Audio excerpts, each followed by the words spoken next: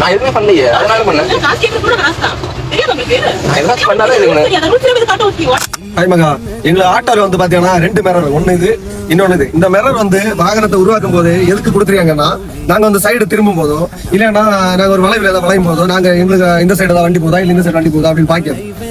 நாங்க ஓட்டாக்கு ஏதாவது பண்ணும்போது வேற வண்டி இருந்தாலும் பார்த்து நாங்க ஓட்டாக்கு பண்ண இந்த கிளாஸ் வந்து கொடுத்துருக்கோம். ஆனா இப்போ சமீப காலம் மட்டும் எனக்கு இந்த 2 சைடுல இருக்க கிளாஸையும் பார்க்குது பயங்கர மடியா இருக்கு. கேட்டலாம் ஏன் என்னச்சுன்னா, இந்த இடையில ஒரு வீடியோ பார்த்தேன். அது வந்து இந்த சைடு மிரரை வந்து டிரைவர் இப்படி பாக்கியத அந்த பேக்கில் இருக்கக்கூடிய பேசஞ்சர்ஸ் என்னன்னா அவங்க வந்து பாக்கியாங்க அப்படின்னு. அதாவது நான் கூட அடிக்கடி இந்த வளவுகளை எல்லாம் அடி போகும்போது நான் இப்படி இப்படி பார்ப்பேன், இப்படி அந்த பிறக்க வண்டி வருதா என்ன அது யாது ஓட்டாக்கல் அடிக்கும் போது நம்ம பார்த்து தான் ஓட்டா கிடைக்கும். அப்போ இந்த மாதிரி கிளாஸை பாக்கிய டைம் எனக்கு இப்போ வந்து பாத்தீங்கன்னா ஃபுல்லா மடியா இருக்கு. நம்மளே ஒரு அந்த மாதிரி நினைப்போம். நான் இப்போ கிளாஸ் சில டைம்ல வந்து பாக்கிறது கிடையாது. ஆனா அதே போல இன்னொரு விஷயம், இந்த ஆட்டோ இதுல வந்து மேக்சிமம் வந்து ஓட்டுநர்கள், நானும் ஒரு ஓட்டுநர் தான், நாங்க வந்து பாதிக்கப்படி அதிகமான விஷயம் என்னன்னா, நாங்க வந்து கிட்டத்தட்ட ஒரு 4 லட்ச ரூபாய் கிட்ட செலவாகும் எங்களை இந்த ஆட்டோ. நாங்க இதெல்லாம் பார்த்து இறக்கி வேலை பார்த்து அவ்வளவு அழகா வச்சிருப்போம். அப்போ ஓட்டத்துக்கு வந்து எங்களை வந்து கூட்டிட்டு போங்க, அது ஒரு 500 ரூபா ஓட்டம் வைக்கும். அப்ப அங்க வந்து கிட்டத்தட்ட 2 மணிக்கூர் 3 மணிக்கூர் நம்மள வந்து வெயிட்டிங்ல போட்டுருப்பாங்க. அப்ப அந்த நேரம் நாங்க வந்து இங்கே இருந்தாலே எங்களுக்கு யாராவது வந்து கூப்பிடுவாங்க, எங்களுக்கு இன்னொரு ஓட்டம் ஓடும். சரி அப்படின்னு நாங்க அப்ப அந்த வெயிட்டிங்ல இருந்தா கூட ஒரு 50 ரூபா கூட கேட்கும்போது அவங்க வந்து என்ன நம்மள ஒரு காலைகளோட செருப்பு மாதிரி அவங்க சமத்துல நினைப்பாங்க.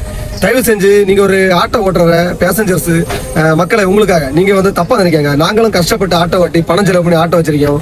எல்லாமே நாங்களும் ரொம்ப கஷ்டப்பட்டு தான் நாங்களும் வந்து பண்ணி அதே மிரரை பார்க்கும்போது உங்களை பாக்காங்க, இப்படி தப்பா நினைக்காதீங்க. நீங்களும் வந்து கஷ்டப்பட்டு உழைக்கக்கூடியவங்க தான். ஆனா நாங்களும் அதே போல தான் உங்களை போல எங்களுக்கு இதுல கிடைக்க அந்த 50 100 இதுதான் எங்களுடைய ஒரு பெரிய வருமானமா மாறும். ஏன்னா நாங்க இதெல்லாம் சின்ன சின்னதா வச்சு எங்க வண்டி வேலை பார்க்கிறது, அடுத்து எங்க வண்டி மெயின்டெனன்ஸ், எங்க வீட்டுல உள்ள செலவு, இதெல்லாம் நாங்க இதெல்லாம் பார்ப்போம். அப்ப இதுதான் எங்களுடைய வாழ்வாதாரம், எங்களுக்கு தொழில் எல்லாமே. நீங்க தர அந்த 50 100 இதுலதான் எங்களுடைய பெரிய வாழ்க்கை பயணமே இருக்கு. மேக்ஸிமம் பல வருஷமா ஆட்டோ ஓட்டக்கூடிய ஓட்டுநர்கள் எல்லாம் எங்க பேசஞ்சர்ஸ் வந்தா ரயில்வே ஸ்டேஷன் இல்லைன்னா பஸ் ஸ்டாண்ட்ல நைட்டு வந்து யாராவது சவாரி கூட்டிட்டு போறோம், அவங்கள வந்து பஸ்ல ஏத்தி விட்டுட்டு தான் நாங்க வந்து திருப்பி வரோம். அந்த மாதிரி நல்ல டிரைவர்கள் எல்லாம் இருக்காங்க. அதே போல இந்த வீடியோ பார்க்கக்கூடியவங்க, நீங்க உங்களுக்கு உங்க ஃபேமிலிக்குன்னு சொல்லிட்டு ஒரு ஆட்டோ வச்சிருப்பீங்க, அவங்களுக்கு இந்த வீடியோ வந்து ஷேர் பண்ணுங்க.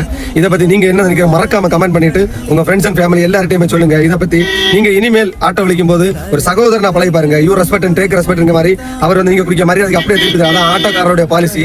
சோ எல்லாருக்கும் வந்து ஷேர் பண்ணி தெரியப்படுத்துங்க மக்களே. நன்றி. ஒரே படம் ஒரே குடம் ஒரே தடம் எதிர்காலத்தில்